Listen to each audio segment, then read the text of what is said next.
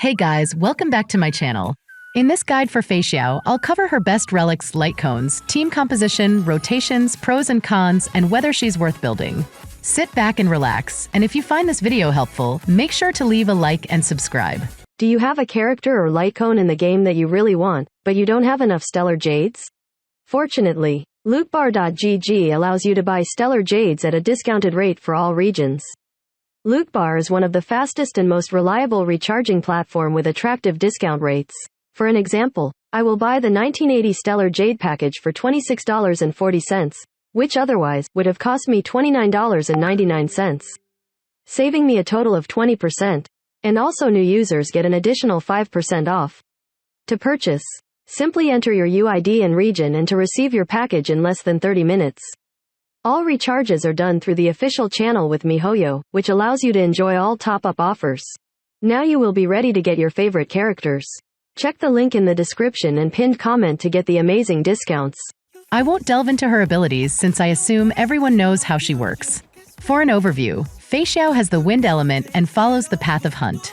She's a very flexible DPS unit, and her DPS is on par with Acheron, if not higher. For Eidolons, they're pretty decent. The best value is E2S1, which is pretty much the same as both Acheron and Firefly. If you don't have Feixiao's best team, pull for units instead of her Eidolons or Lightcone. E1 is better if you have ratios Lightcone, and E1 would be equal to S1 if you're running Swordplay S5. It all comes down to every player's preference, as the DPS difference is minimal. But if you have subpar Lightcones, then going for her signature Lightcone is a lot better compared to her E1. Building Feixiao for the body, choose crit rate or crit damage, depending on your substats. Boots, speed over attack percent. Aim for 70% plus crit rate, your preferred speed breakpoints, as much crit damage and attack percent. Hitting 160 speed is good only if you're running March due to the 12% speed boost. If you aren't running March, it's not worth it due to the DPS loss, as you would need an additional 23 speed. It would be better to focus on offensive stats instead and run higher speed breakpoints for the rest of your team, as when your allies take more action, Feixiao will get faster ulti uptime. Attack percent is almost as good as crit damage because Feixiao's ultimate scales significantly with attack. Hence, DPS loss is minimal even if Feixiao has 4.7k attack, but players should still get more crit damage rolls over attack percent. This is great as Feixiao's DPS is able to make use of more offensive stats. Speed breakpoints. Going for 120 speed is actually fine since Feixiao is a meta unit where she won't go over 28 cycle clears for MOC, but on the 27th cycle, 134 speed will get an extra turn. With 120 speed, the damage may be overkill, making it useless. In short, if you're aiming for 2 cycle clears, 120 versus 134 speed has little difference since in 2 cycles they get the same amount of turns, plus we do have Robin. Players can even run attack percent boots and aim for 134 speed. Overall, for players with or without Robin, 143 speed with speed boots is superior as you're able to get an extra turn on the 28th cycle. 146 isn't useful for MOC since you most likely won't take 4 cycles, but for pure fiction, it's the best as you do get an extra turn over 143 speed. Pure fiction has 4 cycles plus you won't have any DPS loss with this speed breakpoint. Relic Set. The only set you should go for is Valorous. With an S-tier relic, it will beat any of the set bonuses even if they have triple S-tier substats. Plus, that crit rate bonus is extremely useful for those who are running a crit damage body. Planar Ornament. Rope attack percent. Orb, go for wind damage boost over attack percent. Here are the DPS differences if you're running swordplay. Going for either has no difference, so go for the one with better substats. Wind damage is better overall for any other Lightcone other than swordplay, but if you have 2 substat rolls, it can compete with wind damage. If you have 3 more rolls on attack percent, it will be better instead. So, keep your attack percent orbs if your wind damage substats are really bad. After all, hitting 70% crit rate is more important. The only planar set you should run is Duran.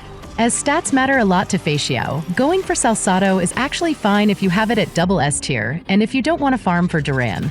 Here are the numbers for support sets on Feixiao. If you're running dual DPS, it's still better to stick with Broken Keel or Ageless. Moving on to her Lightcones. Last place. These LCs are only decent if you do not have any other options as the DPS loss is pretty significant. Silence can be on par with Stellar C, but only if you're facing 2 enemies, and you reduce Feixiao's crit rate in mind of the 24% bonus crit rate. Sleep Like the Dead is a decent option, but Final Victor slightly outperforms it. River is alright without any speed substats, where you can go for full offensive substats. Third place. Stellar C will give you an easier time to build Feixiao due to the 16% crit rate bonus, but without the 40% attack bonus, the DPS falls off significantly, especially when you're facing enemy bosses that have 2 phases. Swordplay is the clear winner but requires heavier relic investment as there aren't any free crit stats. I wouldn't worry about getting the max buff too, as Feixiao will be doing a ton of attacks. Second place. Now for Seals LC, every 10 SPD Breakpoint will only increase Feixiao's DPS by 2%. It would be better to just stick with 145.45 speed instead of 150 speed, as exchanging offensive stats for more speed would just result in lower DPS output. If you have both Topaz and her Lightcone, slap it on Feixiao instead and slap on the next best Lightcone you have for Topaz. Dr. Ratio's LC is insanely good and almost on par with Feixiao's Lightcone, though you do want 3 debuffs to get the max DPS output, which can be easily done with a premium FUA team. First place, it's Feixiao's signature LC. Overall, the defense shred and crit bonus are just insanely good. Nothing much to talk about as there are 0 drawbacks. Here are the DPS calculations. For F2P players, if you have Stellar C or Swordplay S5, there's no need to pull for Feixiao's Lightcone. Pulling for Topaz, Robin, and Aventurine with Stellar C will perform better compared to her signature Lightcone, and not to mention it's better for your account in the long run too. Plus, Feixiao's signature LC most of the time won't have any cycle clear difference due to Feixiao's insanely high DPS output. For her team composition and rotations, her best team would be the premium FUA setup. You may replace Aventurine with Lingsha or Gallagher. Second best would be replacing Topaz with Mose, especially at E6. Mose just deals way too many attacks. Third best would be Hunt March. If you don't have an E6 Mose, not to mention that Feixiao can easily hit hyperspeed now with March Shifu's 12% speed buff, which results in both units taking more turns. You may even run Topaz plus Mose without Robin, since Topaz is a sub-DPS buffer, where it can perform pretty well. Bronya can work well as a replacement for Robin, but you want her at E1S1 due to skill point issues. For those of you without Robin, fear not. Robin is going to rerun with Feixiao. Though for players who don't have enough StellarJades, here are the DPS calculations. Do take note that this is just the raw DPS output for Feixiao's ultimate. Bronya would be slightly better than Ruanmei. Here are all the average cycle clears for team setups. Overall, as long as you have Robin, it's not a must to pull for Topaz, as most of the time your MOC stages will not have any faster cycle clears compared to Mose or March. But with Topaz, she will allow an easier time for more misplays and less RNG. Here is the ultimate single target damage compared to Acheron. Overall, it's pretty significant. Acheron has AoE damage, but Feixiao can easily clear off mobs like Seal with her new changes. Overall, all meta units will just keep getting better. Also, here are the reruns which are most likely to be out, so for F2P players, make sure to never pull for Eidolons or signature Lightcones. Pros. Triple S tier. MOC killer. F2P friendly. Has a ton of flexibility with teammates compared to Acheron and Firefly. Signature Lightcone isn't needed. Highest single target damage in the game. On par or maybe even better than Acheron and Firefly, depending on the scenario. Higher returns with relic investment. Can get full stars at Pure Fiction. Cons. Not as easy as Acheron plus Jiaoqiu or Jade for Pure Fiction.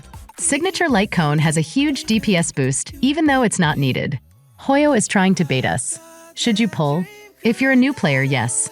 Just like Firefly and Acheron, Feixiao will carry you and she's future-proof. Not to mention she's slightly cheaper compared to Acheron if you do not have good night sleep well S5. If you don't like her playstyle, no. Overall, I would rate her a 9 out of 10. Why not 10 out of 10? Even though she's on the same tier as Firefly and pretty F2P friendly, the reason is that Firefly's best team just needs Ruanmei, and she doesn't need Lingsha, where she's good on stock instantly. Even though Feixiao has more flexibility, her best team is a full limited 5-star team. Hence the 1-point deduction. Let me know your thoughts down below on whether you're pulling for Feixiao or not. Personally, I'm gonna pull for her even though I already have both Acheron and Firefly's best team. Feixiao is just too pretty to say no. Make sure to leave a like and subscribe, it really helps out a ton. And that's it for this guide.